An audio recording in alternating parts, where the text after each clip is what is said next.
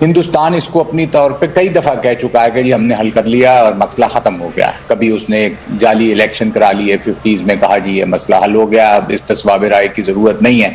फिर शिमला हुआ तो उनकी एक पोजीशन थी, हमारी एक थी। फिर उसके बाद चलते चलते ये 5 अगस्त 2019 का उन्होंने इकदाम उठाया, अपनी तरफ से वो इसको फिर हल कर चुके हैं। सर लेकिन काउंटर की हद तक बहुत सारी लफ्ज़िशें या नाकामियां हमारी मौजूद हैं।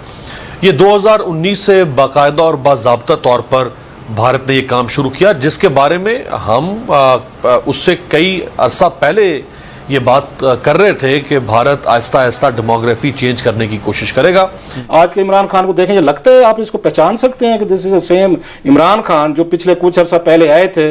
क्या कश्मीर के इशू पर भी पाकिस्तान ऐसी कोई चीज प्लान कर रहा है जो पाकिस्तान की सरजमीन पर हो और इसी तरह पाकिस्तान होस्ट करे? कि जहां तक कश्मीर का मामला है, बदकिस्मती के साथ मुझे कहते हुए अच्छा तो नहीं लगता, लेकिन हमारी कश्मीर डिप्लोमेसी उस तरह इफेक्टिव नहीं रही 5 अगस्त 2019 के बाद। नमस्कार दोस्तों, स्वागत है आप लोग का हिंदुस्तानी स्पेशल के एक और नए वीडियो में। दोस्तों जैसा कि आप जानते हैं कि आज पाकिस्तान कश्मीर पर रो भी नहीं पा रहा है और ये पाकिस्तान के लिए बहुत ही बड़ी फेलियर रहा है फॉरेन पॉलिसी का। दोस्तों आपको पता हो कि जब भारत ने आर्टिकल 370 हटाया था, 35A को हटाया था, तब इमरान खान पूरी अपनी आवाम से ये कहा था कि मैं कश्मीर का सफ़ीर बनूंगा और जो भारत ने ये कदम उठाया है उसको वो हटा के रहेगा। लेकिन दिन बीतते गए और इमरान खान को ये बात पता चल गया कि वो इस पे कुछ नहीं कर सकता, क्योंकि आज भारत इतना आगे जा चुका है कि आज इमरान खान की कोई नहीं सुनेगा, भारत की ही सब सुनेंगे। और ये ऐसा देखने को भी मिला है और खुद पाकिस्तानी मीडिया भी ये बात कह चुकी है। मैंने भी वीडियो डाला था कि जो हमारी सरकार है या फिर जो हमारी आर्मी है वो ये बात मान चुकी है कि जो कश्मीर है वो भारत का हो चुका है। तो दोस्तों कहीं ना कहीं पाकिस्तान की जो फॉरेन पॉलिसी है वो बहुत ज़्यादा फैल रही है।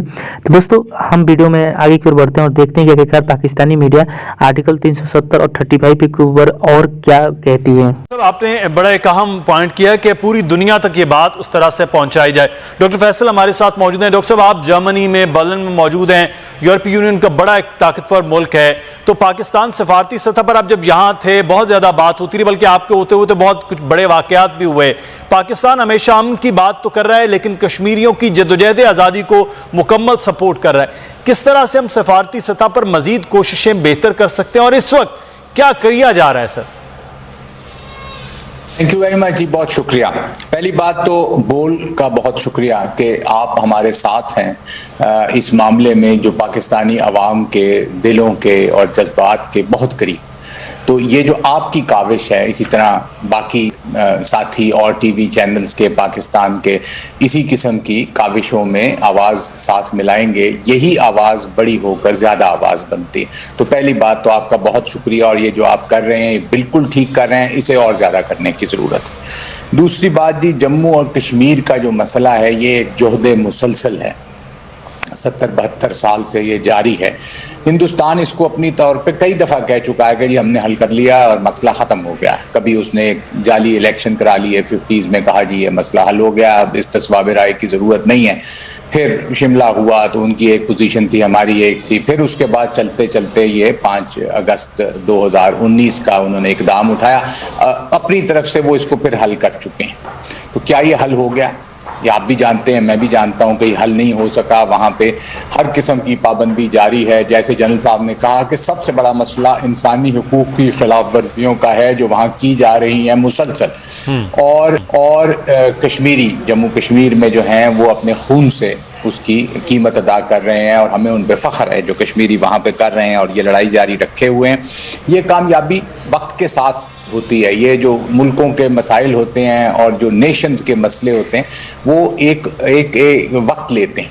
तो वो ये वक्त जारी है और हमारे रिजॉल्व में, हमारी कमिटमेंट में, हमारी बिलीफ में ज़रा बराबर कमी नहीं है।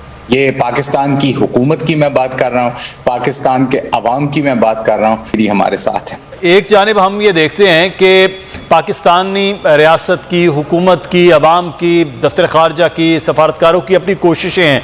दूसरी जानिब वो कोशिशें जो भारत मकबूजा कश्मीर के अंदर कर रहा है। पहले मजालिम थे, उसके खिलाफ जद्दोजहद थी कश्मीरियों की, फिर उसके बाद जो आइनी हैसियत तब्दील हुई, डेमोग्राफी पूरी उसकी तब्दील करने की कोशिश, अब जो मुस्लिम अक्सरियत है उसको अक़लियत में बदलने की पूरी एक बाकायदा मुहिम चल रही है। तो ये स्टेप बाय स्टेप जिस तरह से भारत कर रहा है वो खासा खौफनाक अमल है, जिसका अदराक आप समझते हैं कि हम उस तरह से कर रहे हैं, उसका काउंटर उस तरह से हम कर पा रहे हैं? मेरा ख्याल है इदराक तो हमें है मुदस्सिर, लेकिन काउंटर की हद तक बहुत सारी लग़ज़िशें या नाकामियां हमारी मौजूद हैं।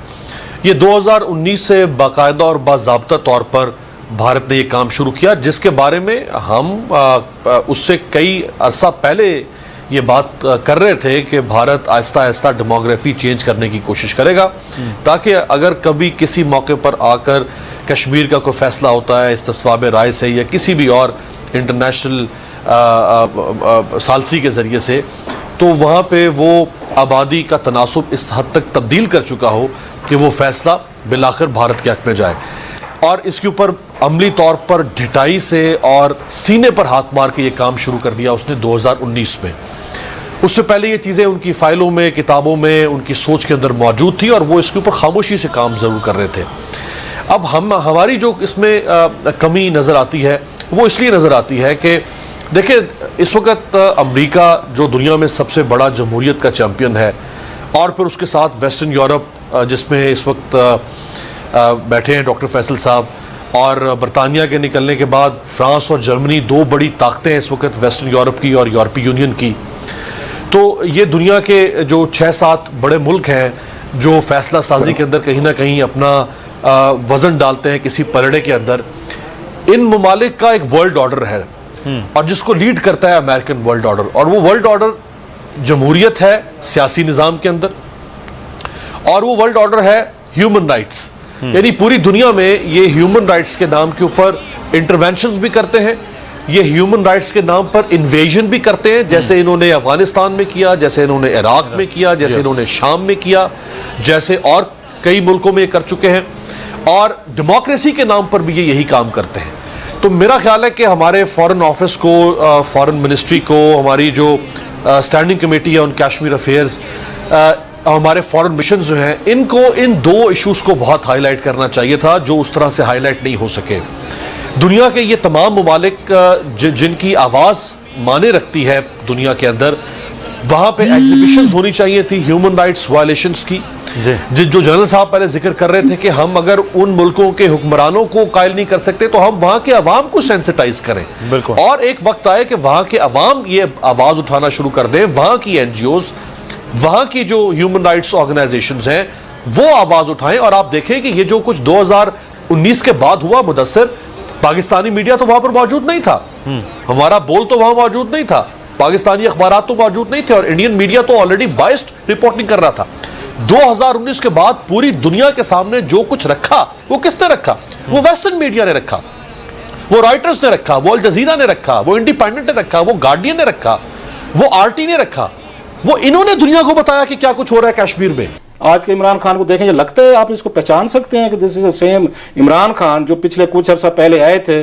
क्या कश्मीर के इशू पर भी पाकिस्तान ऐसी कोई चीज प्लान कर रहा है जो पाकिस्तान की सरजमीन पर हो और इसी तरह पाकिस्तान होस्ट करे? कि जहां तक कश्मीर का मामला है, बदकिस्मती के साथ मुझे कहते हुए अच्छा तो नहीं लगता, लेकिन हमारी कश्मीर डिप्लोमेसी उस तरह इफेक्टिव नहीं रही 5 अगस्त 2019 के बाद जिस तरह होनी चाहिए थी। जिस किस्म का चैलेंज था हमें, हम उस पे नहीं हो सके। अच्छा, लेकिन अब्दुल बासित साहब, इमरान खान साहब की मैं बात करना चाहूंगी, खासतौर पे जब से PTI की गवर्नमेंट आई है, खान साहब वजीर आजम बने तो उन्होंने खुलकर बात की है। इससे पहले जो वज़ीर आजम थे, मैं किसी का अलग से नाम नहीं लेना चाहूंगी, लेकिन आप भी अगर कंपैरिजन करें, आप बड़े सीनियर हैं, आप सफीर भी रह चुके हैं, आप सारी चीजों को जानते हैं, ग्राउंड रियलिटीज को जानते हैं, तो पहले जो वज़ीर आजम थे उन्होंने खुलकर इस तरह कश्मीर के बारे में कभी बात की ही नहीं थी जिस तरह इमरान खान साहब ने कश्मीर के हवाले से बात की, इंटरनेशनल फोरम पे जाके बात की। तो एटलीस्ट बात तो की जा रही है, आवाज उठाई जा रही है। मैं आपकी बात से एग्री करती हूँ कि इससे बेहतर कुछ करने की जरूरत है। सब नुमाइंदे वाली ऑप्शन की बात की, ये होना चाहिए। इसके अलावा क्या क्या कुछ होना चाहिए आपके मुताबिक? कहां से हम मार खा रहे हैं, हमारे फ्लॉज क्या हैं? देखिए, पाकिस्तान का मजीद क्या किरदार होना चाहिए कश्मीर के हवाले से? देखिए, कश्मीर में पहले तो एक मैं समझता हूँ कि एक मजबूत जामे हिकमत अमली होनी चाहिए, क्योंकि मल्टी डायमेंशनल चीज है। इसके एक तो इंटरनल जो मकबूजा जम्मू और कश्मीर के अंदर हालात हैं उसके बारे में एक हमारी स्ट्रैटेजी होनी चाहिए। फिर इंटरनेशनली देखिए, मैं आपको बताऊं, मल्टीलैटरल जो फैसले होते हैं ना, वो यूएन में नहीं होते या ओआईसी में नहीं होते, ये होते हैं रियाद में होगा, वॉशिंगटन डीसी में होंगे, बर्लिन में होंगे, पेरिस में डिसीजंस होते हैं। हमारा मसला ये है कि हम सारा फोकस जो है मल्टीलैटरल फोरम्स में कर लेते हैं, वहां पे हमें कोई पॉजिटिव रिस्पांस नहीं मिलता। हमारी कोशिश होनी चाहिए कि बायलैटरली हम ममालिक को अप्रोच करें, वहां पे जो सिविल सोसाइटीज हैं उनको अप्रोच करें, एक मोमेंटम क्रिएट करें। वो मोमेंटम जब जनरेट हो जाएगा फिर उसको सस्टेन करें। मैं ना उम्मीद नहीं हूं, अभी भी वक्त है। अगर हम थोड़ा सा मजबूत तरीके से, जामे तरीके से काम करें तो कोई वजह नहीं है कि हम भारत पे कहीं ना कहीं कुछ ना कुछ प्रेशर डाल सकते। वो कि बहुत मुश्किल हो गया है, लेकिन भारत कश्मीरी लोग तो डटे हुए हैं। फॉरेन मिनिस्टर लंदन गए थे, साल डेढ़ हुआ, और वहाँ पे हाउस ऑफ कॉमन्स के उसमें बाहर एक वो थी, वहाँ पे तकरीर हुई, बहुत कुछ हुआ। यहाँ आए थे फॉरेन मिनिस्टर जर्मनी में, बड़ी एक्टिव डिस्कशंस और सारा कुछ हुआ।